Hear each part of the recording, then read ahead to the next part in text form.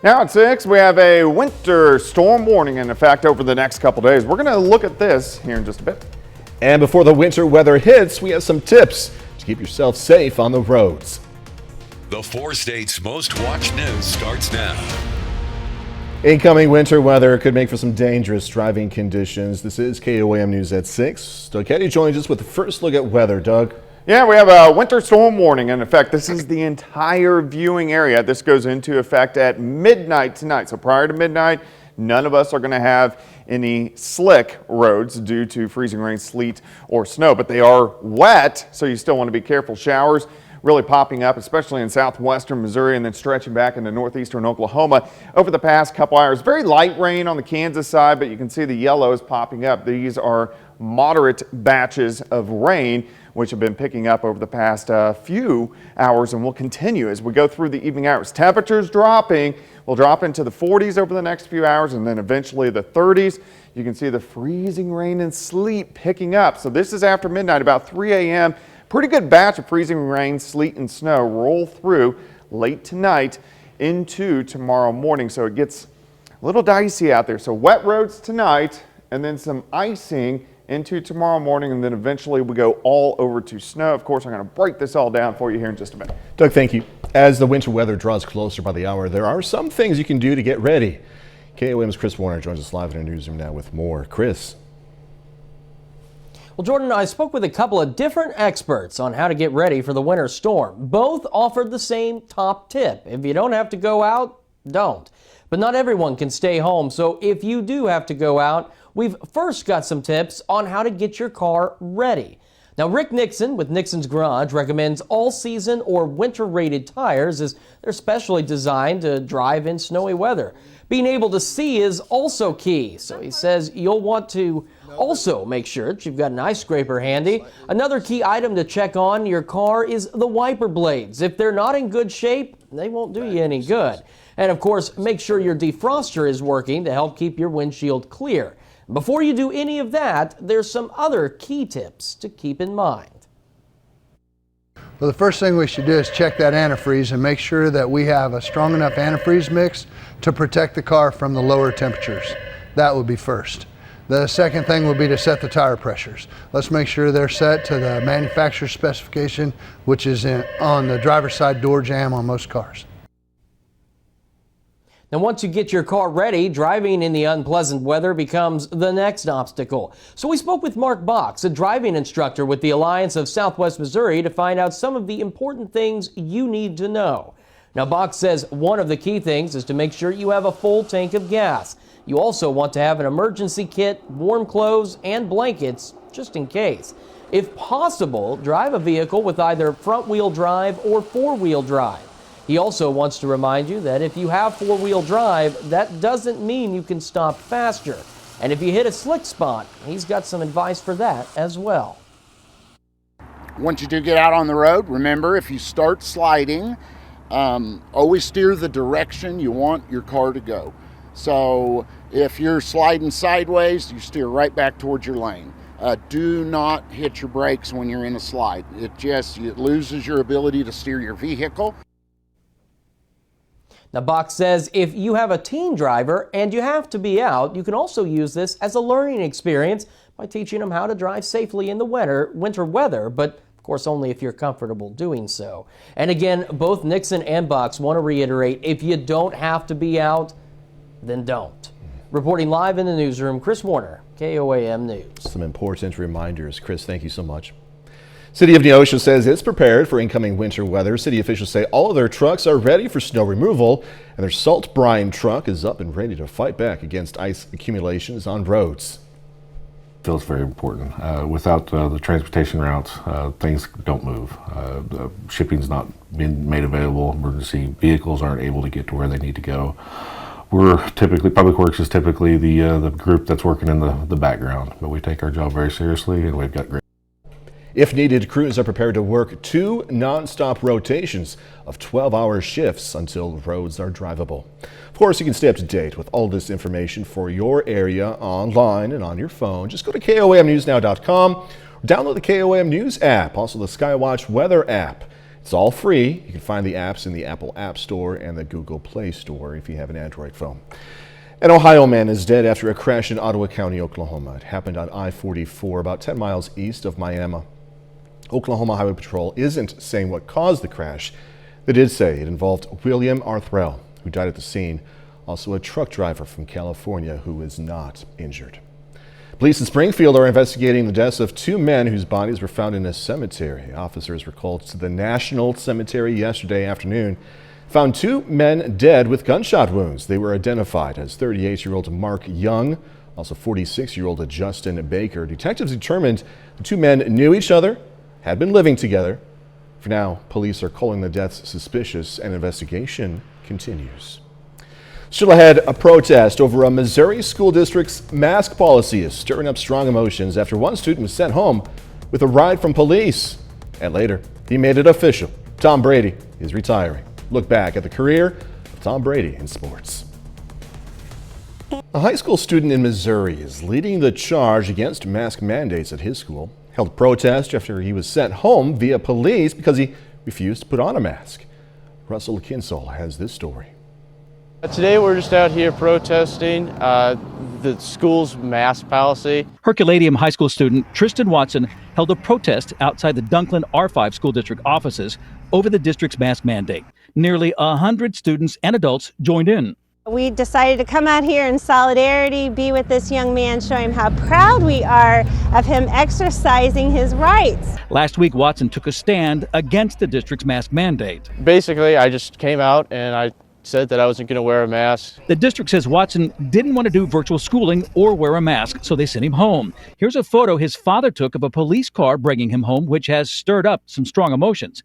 The district says the mask mandate is necessary. We had to close down school for 3 days 2 weeks ago because we didn't have enough staff. And so that the board did decide to instate the mask requirement. Superintendent Dr. Clint Freeman says the district gave Watson choices. They can wear a mask and come to school, or we have a virtual option with our own classroom teachers. Since Watson said no to both, Freeman says he was sent home but didn't have a car and his father refused to come pick him up.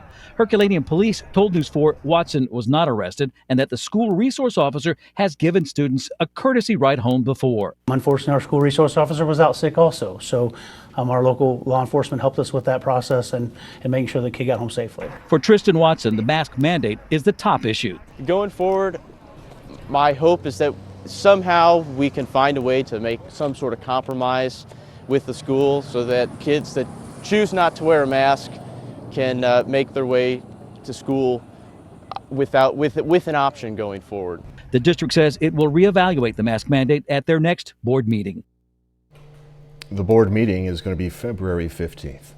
Later, girls basketball action is Thomas Jefferson taking on College Heights. Highlights in sports.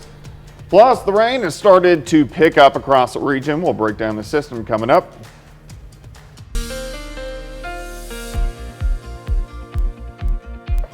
Not a bad day, really. The first half of the day, temperatures into the 50s to near 60. The rain really started to pick up during the afternoon hours and now the evening hours. Winter storm warning in effect for everyone who can see this TV station, the entire viewing area. This starts at midnight for us tonight and then goes into really until about midnight on Friday morning. All right, look at the rain starting to pick up across the region. Over the past couple hours, we've seen the showers really picking up southwestern Missouri back through northeastern Oklahoma. Where you see the yellows, that is moderate rain. We aren't really seeing any thunderstorms, anything strong or severe. We don't have to worry about that, but we are getting the rain, especially southwestern Missouri back through northeastern Oklahoma. Very spotty once you get into southeastern Kansas, but look at the snow starting to pick up just north of the region near Kansas City. Here's the freezing line. It can snow above freezing, but you don't really have to worry about ice until you jump on the other side of that line. But that line is surging south as we go through the evening hours. And look at all the moisture from the Gulf of Mexico riding northward into this storm system. Main system out across the four corners, and that's really the wave that is going to give us most of the snow as we go into tomorrow night. Temperatures dropping 30s, 40s, 50s will continue to go down as we go through the overnight hours. Here came our front earlier this afternoon, sliding all the way into our southern counties now, and the winds are picking up on the north side, so it's going to be breezy as well. All right, let's go through the evening hours. On and off rain, temperatures drop into the 40s. Here's 9:30. Let's go after midnight. We'll stop at 3 a.m. We have snow, northern counties. All the pink is freezing rain and sleet. Temperatures dropping near 30. We're going to get a pretty good batch late tonight into tomorrow morning that will cause accumulating snows, northern counties, and accumulating sleet and freezing rain, everybody else. After we get past 8 a.m., we get into a lull. We may go 6, 7, 8 hours with just cloudy skies, maybe kind of spitting some flurries, temperatures into lower 20s, and then the main show works in late in the day. That's going to be the biggest band that really affects us. Temperatures go the wrong direction tomorrow, starting at 25, ending up at 19. There's that break, and then snow picking up after 3, 4 p.m. This is going to be moderate to heavy snow, accumulations at 1 to 2 inches per hour. We drop into the teens. Snow continues as we go through the overnight hours. I think the heaviest from 9 p.m. until about 3 a.m. And then by Thursday morning, 6, 7, 8 o'clock, most of the accumulating snow starts to work out. Then we just have flurries most of the day, but we do have a back wave that is going to rotate in Thursday night into Friday morning. That will also give us some light snow that could give us some minor accumulations, maybe a ½ inch to an inch additional snow. All right, ice tonight, 1/10 to 2/10 of an inch. Not a ton, but enough to cause some issues, especially with the wind and on the roadways. Then we move past that. Here's our timeline. We get the little batch of ice tonight, moderate sleet and freezing rain. Flurries tomorrow. We go to heavy snow tomorrow night, back to light snow Thursday morning. Nothing, light snow again as we head into Thursday night. What about the roads? They're wet right now. They're going to be a little tricky. I don't think bad, but tricky into tomorrow morning and most of tomorrow. Tomorrow evening, they go to bad. Tomorrow night, you definitely don't want to drive. And then back to tricky by the time we head into Friday. How much are we going to get? Northern counties, let's say from Fort Scott, Nevada, El Dorado Springs, Stockton, 8 to 12 inches. Most of us 6 to 10 inches of sleet and snow. I'm going to keep our southern counties at 4 to 8 because you are going to get more sleet, and 1 inch of sleet is equivalent to 5 inches of snow. So your amounts, your totals will be lower, but everybody's going to get something. 20s tomorrow, 11 tomorrow night, 21 on Thursday, 6 Thursday night, only 25 on Friday. We're going to be lucky if we get above freezing by Saturday. Several punches with this weather over the next few hours, right? Yeah, about three good punches. All right, Doug Katie, thank you. Coming up in sports, Carthage and Joplin squaring off in a battle of two of the best boys basketball teams in the area, and it's day 2 of the Mercy Warrior Classic at McCully Catholic High School. Jacob Leonard has that and more next.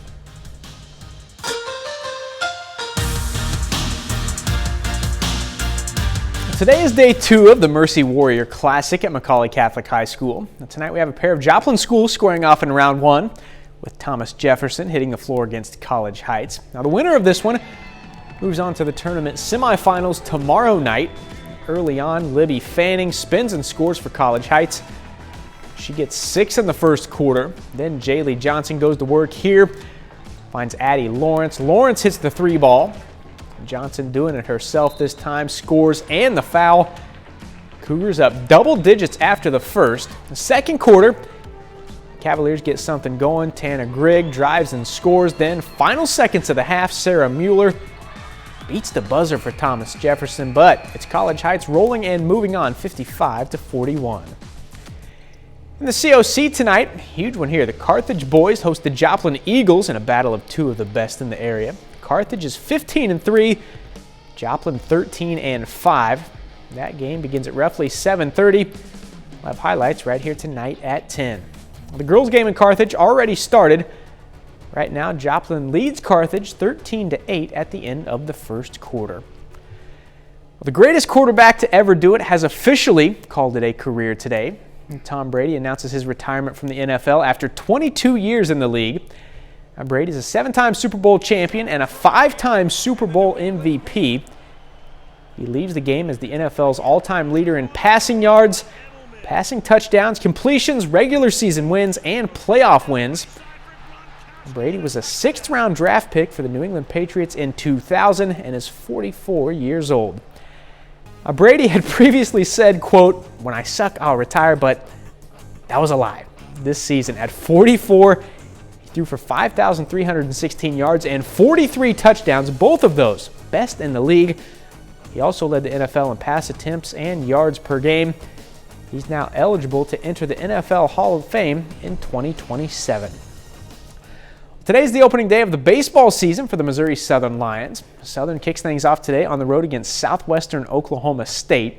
Unfortunately, the Lions gave up 8 in the 5th inning in this one. They go on to fall 13-6. However, freshman and Webb City High School product Tregan Parker goes 1 for 3 in his debut with a double. Gets his first career RBI for Missouri Southern. And that's a look at sports. We're back with more news after this. Take time now to honor a local veteran, William F. Cook. Served in the U.S. Army during World War II. He was stationed in Europe with the 82nd Airborne. He's from Seneca, Missouri. And we are proud to thank and salute William F. Cook. He's tonight's 4-state hero. Here's a look at what's coming up tonight. KOAM News at 9 on Fox 14. Pfizer has asked the FDA for emergency use authorization for kids ages 6 months to 5 years. Also, FBI out with a new warning about cybersecurity concerns at the upcoming Olympics. And a look at how religion is getting a virtual reality makeover. Those stories and much more coming your way tonight. KOAM News at 9 on Fox 14. All right, our snow has yet to arrive, right? But other parts of the country have gotten plenty. Folks everywhere are finding ways to enjoy the weather. But one frozen ice queen is held accountable for the frigid temps by cops cracking a very cold case wide open. Jeremy Roth has more. With all this snow, there's a lot to show, so away we go without further ado. That's not right. The longest sled dog race in the contiguous United States got underway in Minnesota.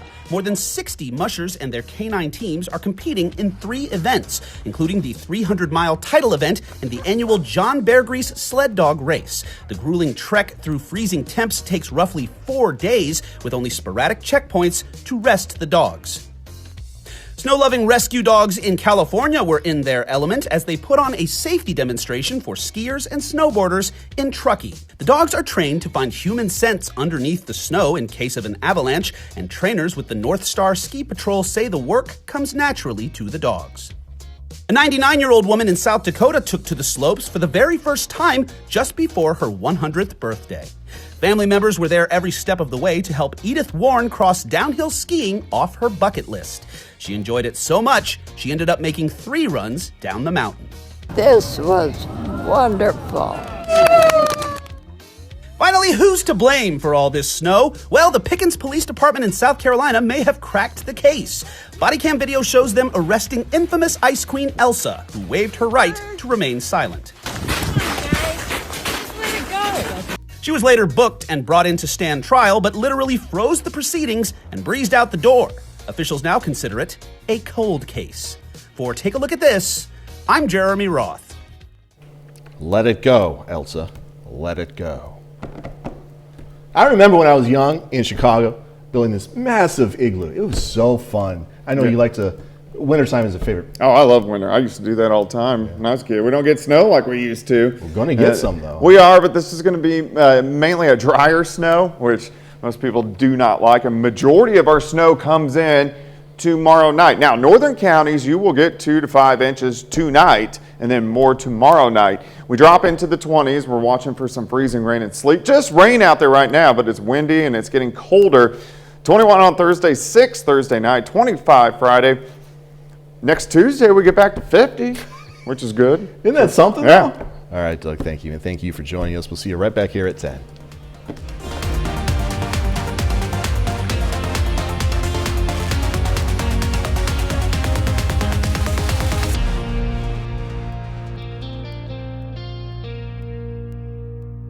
Salon service is